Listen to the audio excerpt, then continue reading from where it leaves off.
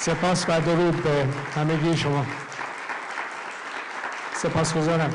مرسی. Thank you. Thank you so much.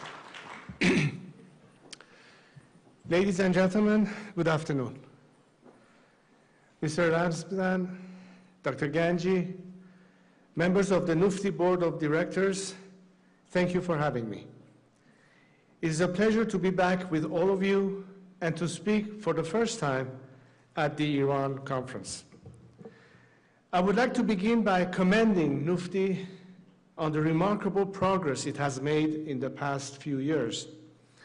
As recently as 5 years ago, the Iran conversation in Washington, D.C. was dominated primarily by the Islamic Republic's nefarious lobby and secondarily by fringe groups. In only a few years, those two well-funded, state-backed interest groups were given a run for their money by an underdog, Mufti. Now, finally, there's a true and honest voice for Iranians in Washington. You should be proud of what you have accomplished, but there's much more to be done. Our challenge today in the fight for Iran's liberation is not only political, but also economic. It is not only about freeing our people from political repression, but also from the shackles of poverty. That is why I am so pleased to speak about the Iran Prosperity Project and the plan for and path to our nation's economic reconstruction. Nearly half a century ago, Khomeini, ever eloquent, defined the Islamic Republic's economic strategy by proclaiming that economics is for donkeys. اقتصاد مال خر است. It was this ignorance and arrogance, beyond his brutality and backwardness, that destroyed the lives of millions of Iranians and cost the world a valuable trading partner, promising market, and reliable creditor. Today, Iran should have been the South Korea of the Middle East, but it has instead become the North Korea of our region. The gross domestic product numbers prove it. In 1977, Iran's real GDP per capita was more than twice that of South Korea. Today, South Korea's is more than 7 times that of Iran's, and devastatingly, Iran's real GDP per capita has never reached its pre-revolution level. As a result of an economic policy determined by those who believe it should be guided by livestock, Iran has missed out on the digital and internet revolutions, the globalization age, and we are in the midst of missing out on the artificial intelligence era.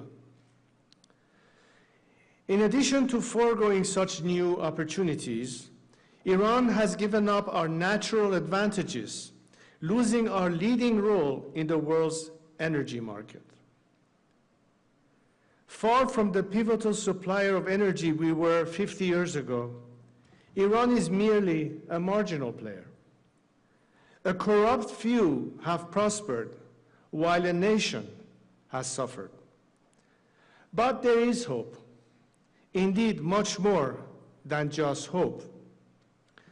Unlike Khomeini, I will make no promises of free water, free buses, or free utilities. What I offer instead is a vision informed by ongoing consultations with renowned economists and successful business leaders. It is their expertise and knowledge that has helped me form the principles I believe should brace up our economy in a secular, democratic Iran. First, economic policy must trust citizens to make decisions based on their own interests. Second, the government should create opportunities for all citizens to thrive. Third, policies should empower individuals by fostering personal responsibility and innovation.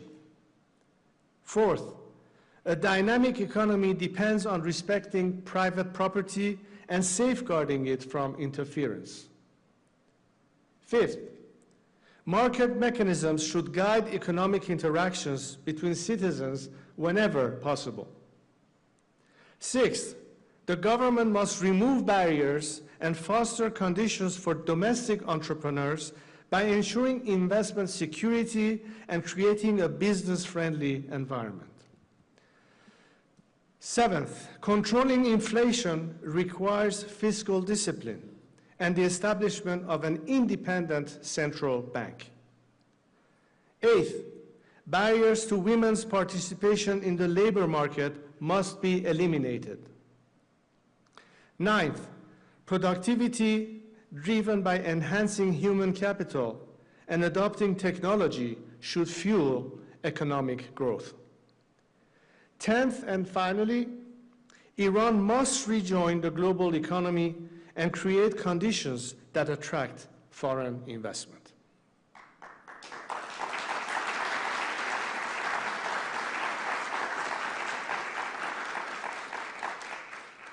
There are existing international protocols, organizations, and fora that provides the framework for Iran to immediately and effectively re-enter the global marketplace, including the Financial Action Task Force, the International Budget Partnership, the International Labor Organization, the Multilateral Investment Guarantee Agency, and the Stockholm Arbitration Institution.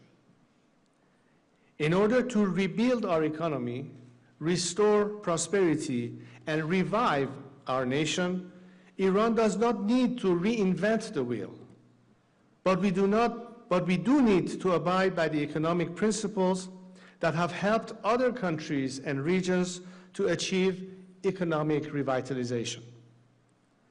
In order to achieve that aim, both our people and basic practicality demands a roadmap for economic recovery and national reconstruction.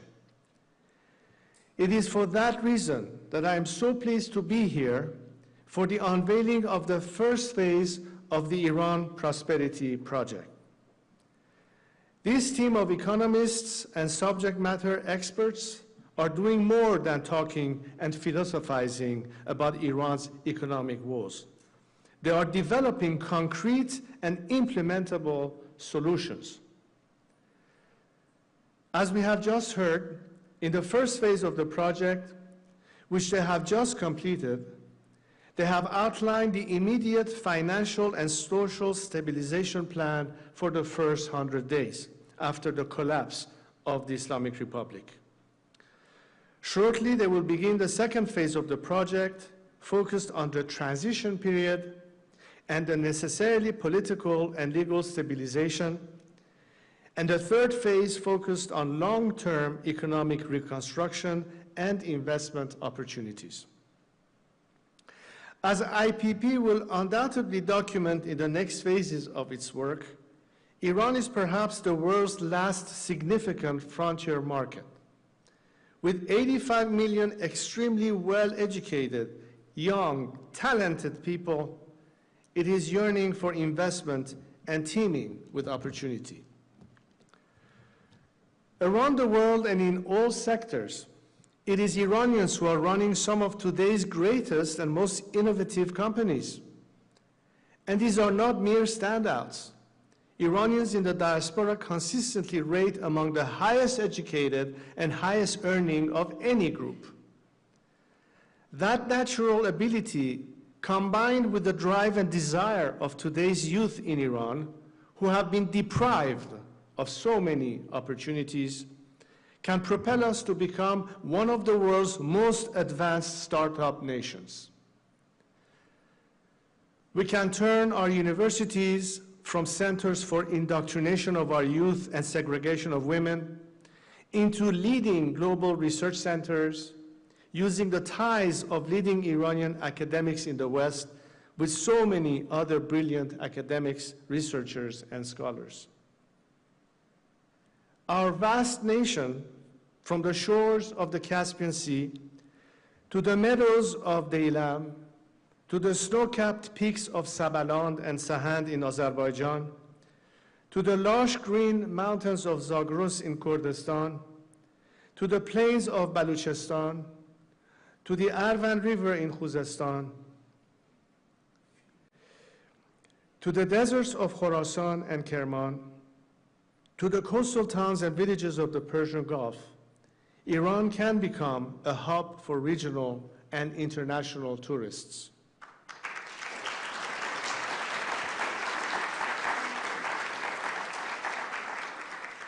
Of course, we need not turn our back on oil, natural gas, and petroleum industries. But instead of using it to fund terror, death, and destruction across the region, we can use it to invest in our people, rebuild our nation, and diversify our economy for the long term. Iran's greatest untapped resource isn't oil. It's the talent and drive of its people. And all of our people must be able to thrive.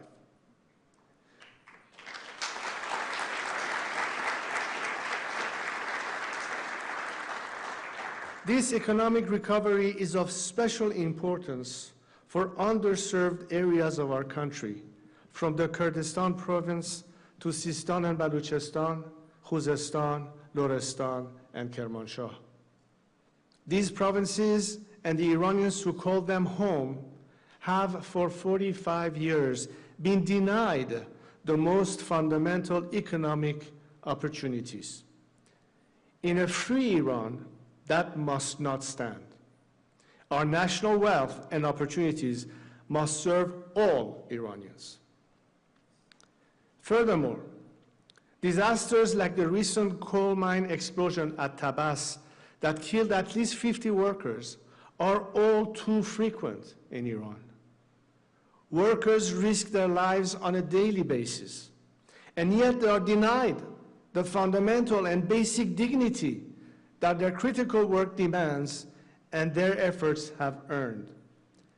The reforms outlined in this project would prevent such crimes against Iranian workers. The necessity of this economic reconstruction is not just a matter of welfare for our citizens. It is a matter of security for our nation and stability for the region. It has been proven time and time again that governments that cannot provide the framework and opportunities for their citizens to thrive and prosper have been unable to sustain their democracies and their security. The plan being developed by IPP and our path to economic reconstruction are quite literally safeguards for the democracy we are striving to build. This, my friends, is the opportunity the future holds, both for Iranians and for the outside world. But first, the Islamic Republic must go. For in the past 2 decades, Iran has seen no measurable economic growth. This is simply not sustainable. That is why this plan and roadmap are so critical. As I said last week in my address at the IAC National Summit, we seek partnership with the world. That partnership is not limited just to the political realm.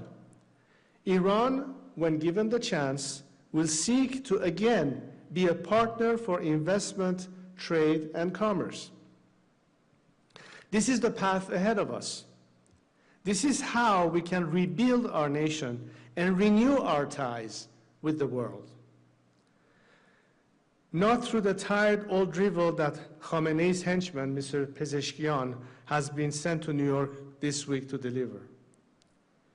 Iran is not only ready for fundamental change, Iranians are risking their lives to bring it about.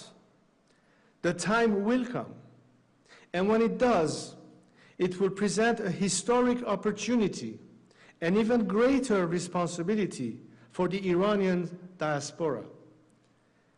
It is them, those of you gathered here today, that I would like to address in closing. In the aftermath of the Second World War and the Axis powers' destruction of Europe, the United States launched the Marshall Plan to rebuild the continent. Iran, too, after the destruction the Islamic Republic has wrought, will need a Marshall Plan. The fall of the Islamic Republic is not the end, but the beginning of Iran's renaissance. This is what I, along with experts and business leaders, am planning for and working to bring to fruition when the transition happens. Be it for Iranians inside the country, the diaspora, or global investors, after nearly 5 decades, Iran will be open for business again. This is a project not just to bring down the Islamic Republic. It is a project to build up Iran. Soon, we will be able to rebuild our great nation together. Thank you. Thank you very much. Step us.